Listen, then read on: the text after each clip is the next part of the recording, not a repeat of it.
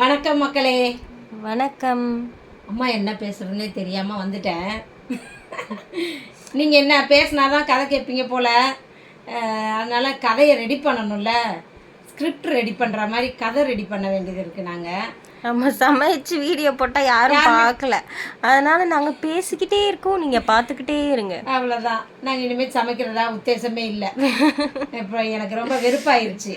ஆமா, கஷ்டப்பட்டு நானா வீடியோ எடுத்து நானும் சமைச்சு போட்டா வீடியோ ஐயோ 1000 பேர் கூட பார்க்கல இன்னைக்குல. சுண்டகா குழம்பு வீடியோ கேட்டுக்கிட்டே இருந்தாங்க. கேட்டீங்க வீடியோ போடுங்க வீடியோ போடுங்க, ஆனா அது என்ன அழகா ஓடிட்டு இருக்கு தெரியுமா?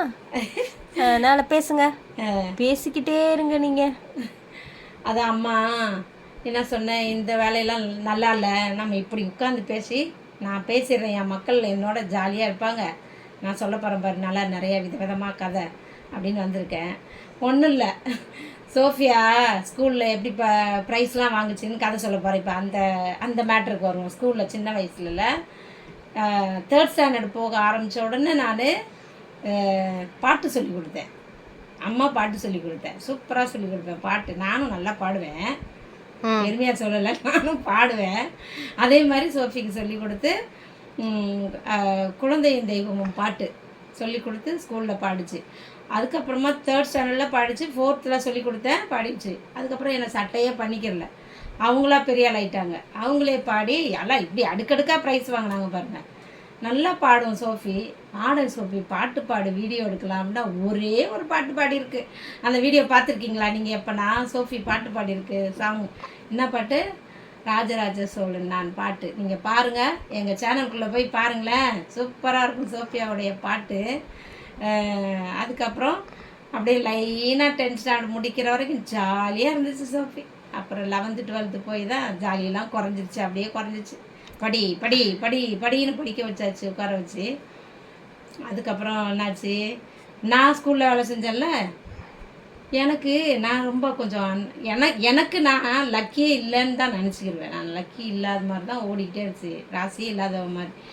நான் எதனா ஒன்று நினப்பேன், அது நடக்கவே நடக்காது. இந்த செகண்டில் நினச்சா கூட அது நடக்காது, அடுத்த நிமிஷம்.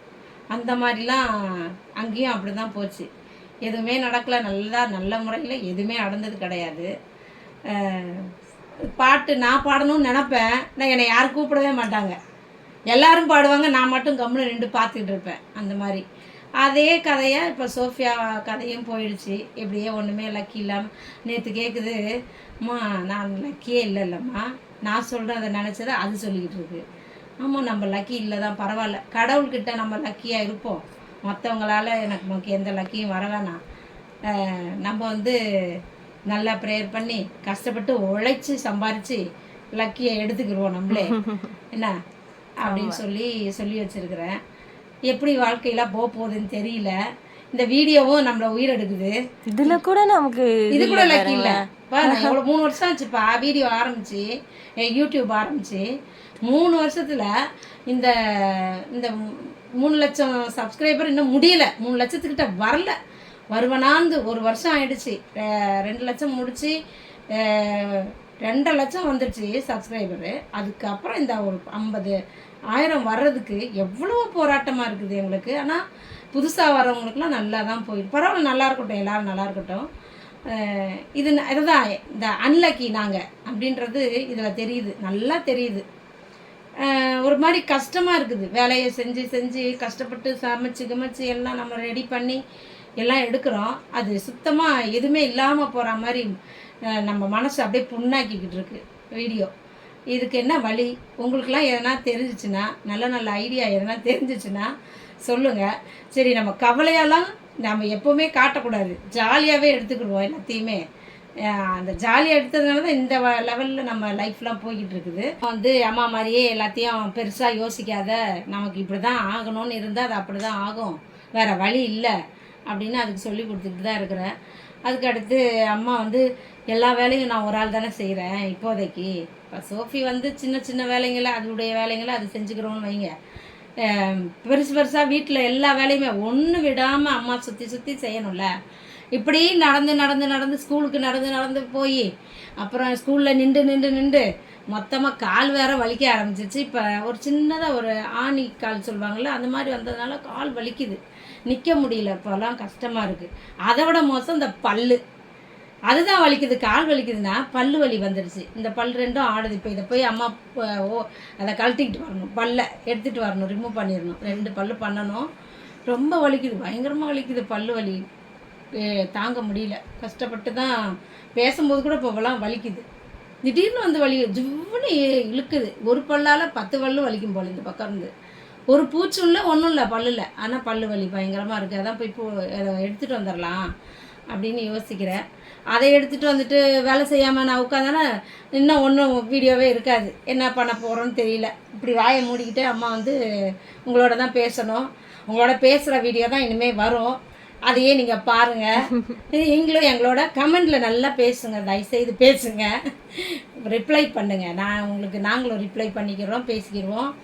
என்ன செய்யலாம், எப்படி எடுக்கலாம், எப்படி நம்ம யூடியூப்பை வந்து வளர வைக்கிறதுக்கு என்ன வழி இருக்குது சொல்லுங்கள்.